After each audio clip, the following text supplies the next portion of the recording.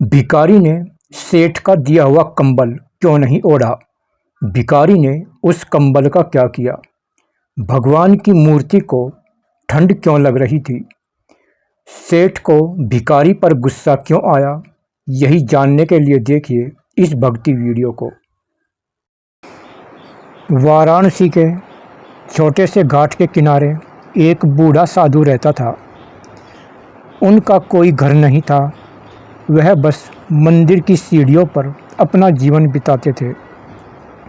उनके पास केवल दो चीज़ें थीं, एक फटी हुई चादर और एक मिट्टी का बर्तन। शहर के एक धनी सेठ ने देखा कि कड़ाके की ठंड पड़ रही है और वृद्ध साधु ठंड से कांप रहे हैं। सेठ को दया आ गई और उसने साधु को एक बहुत ही कीमती ऊनी कंबल दान में दे दिया। अगले दिन सेठ जब मंदिर गया तो उसने देखा कि साधु बाबा अभी भी उसी पुरानी फटी चादर में लिपटे हुए ठंड से कांप रहे हैं।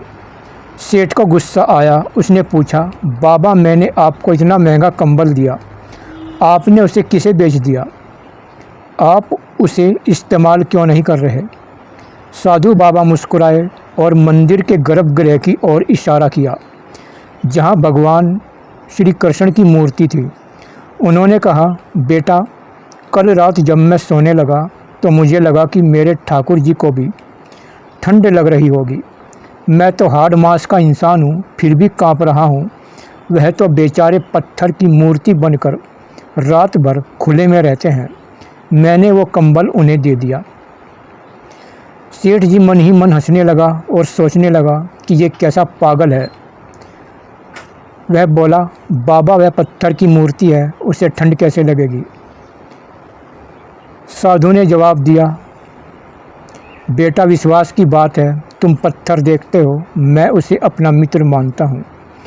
कुछ दिनों बाद साधु बाबा का शरीर बहुत कमज़ोर हो गया और उन्होंने देह त्याग दी। जब पुजारी सुबह मंदिर का द्वार खोलने आए तो वह सन्नाटे में पड़ गए। साधु की देह सीढ़ियों पर शांत पड़ी थी, लेकिन जैसे ही पुजारी ने मंदिर के दरवाजे खोले, वह हैरान था कि भगवान कृष्ण की मूर्ति पर वह कीमती ऊनी कंबल लिपटा हुआ था जिसे सेठ ने साधु को दिया था।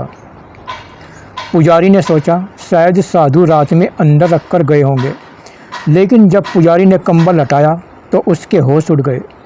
भगवान की मूर्ति का पत्थर हाड़ मांस की तरह गर्म था। ऐसा लग रहा था जैसे मूर्ति के भीतर से पसीना निकल रहा हो। जब कंबल को पूरी तरह हटाया गया तो मूर्ति के सीने के पास साधु बाबा की वही पुरानी मिट्टी की प्याली रखी हुई थी जिसमें थोड़ा सा दूध बचा था, ठीक वैसा ही जैसे कोई बीमार दोस्त अपने दोस्त के लिए छोड़ गया हो। पूरा मंदिर एक दिव्य खुशबू से भर गया। सेठ को जब यह पता चला तो वह रो पड़ा। वह समझ गया कि जिसे वह पागल सोच रहा था वह दरअसल ईश्वर के साथ एक जीता जागता उसका रिश्ता था। ईश्वर पत्थर में नहीं, भक्त के अटूट विश्वास में रहते हैं। जहां भक्त उन्हें जीवित सत्ता मानकर उनकी सेवा करते हैं, भगवान भी अपने भक्त के दिए हुए कंबल रूपी प्रेम को उसी गर्मजोशी के साथ स्वीकार करते हैं। तो ये थी कहानी भगवान कृष्ण की। जय श्री कृष्ण।